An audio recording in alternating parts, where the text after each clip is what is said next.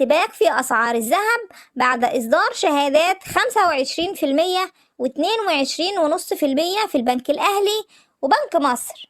السلام عليكم ورحمة الله وبركاته. أهلا بيكم أهم متابعين في القناة. ازيكم عاملين ايه؟ يا رب دايما تكونوا بخير ودايما أكون سابقة بأحدث الأخبار في عالم البنوك. واللي شايف انه استفاد معايا في القناة ينزل ويشترك ويفعل الجرس عشان يجيله إشعار بكل فيديوهاتنا الجديدة. فيديوهاتنا كلها عن البنوك وأسعار الفايدة، أخبارنا كلها جديدة، معلوماتنا موثوق فيها ودايما صحيحة وسبق الأحداث. اعمل لايك للفيديو عشان تدعمني وعشان يوصل للكل. ويلا بينا نشوف الخبر اللي معانا النهاردة.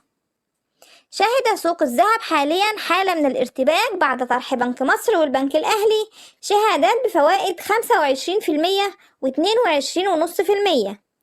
هنعرف تفاصيلها كلها حاليا، وأيضا شهادة 25% وال22.5%. كما تم تراجع سعر صرف الجنيه المصري أمام الدولار ليصل الدولار في البنوك الرسمية إلى 26 جنيه مصري. كما أن سوق الذهب يشهد ارتباكا كبيرا في أسعار الذهب، وهناك حالة من الضبابية مع تعليق بعض التجار عملية البيع والشراء لحين استقرار السوق. وأدى إصدار شهادات 25% إلى تجاوز البورصة خسائرها ورفع رأس المال السوقي بالبنوك ليصل إلى تريليون جنيه. تعالوا بينا نشوف الشهادة الجديدة اللي معانا النهاردة. 25%. الشهادة دي لمدة عام واحد فقط، ويمكن ربطها من البنك الأهلي أو بنك مصر، سواء من البنك أو من على الإنترنت البنكي. الشهادة دي فايدتها بتكون في نهاية المدة، يعني بعد عام واحد، والفايدة عليها 25% يتم استحقاقها في نهاية المدة. طب إيه حكاية الشهادة الشهرية؟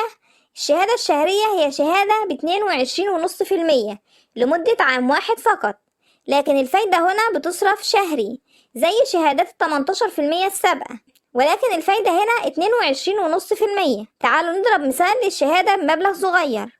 يعني لو انت معاك 20,000 جنيه واستثمرتهم في الشهادة 25% السنوية، هتحصل في نهاية المدة على 5000 جنيه زائد 20,000 جنيه أصل المبلغ. هيبقى المبلغ كله معاك في نهاية العام 25,000 جنيه. طب لو استثمرتها في الشهادة 22.5% الشهرية، هتحصل على 375 جنيه شهريا لمدة عام واحد فقط. وفي شهادات جديدة الأيام الجاية هتنزل إن شاء الله في كل البنوك، هنزلها لكم أول بأول، وإن شاء الله هنكون من أوائل الناس اللي هتنزلها. فما تنسوش اللايك للفيديو والاشتراك وتفعيل الجرس عشان يوصلك كل جديد من أخبار البنوك. انتظرونا، إلى اللقاء.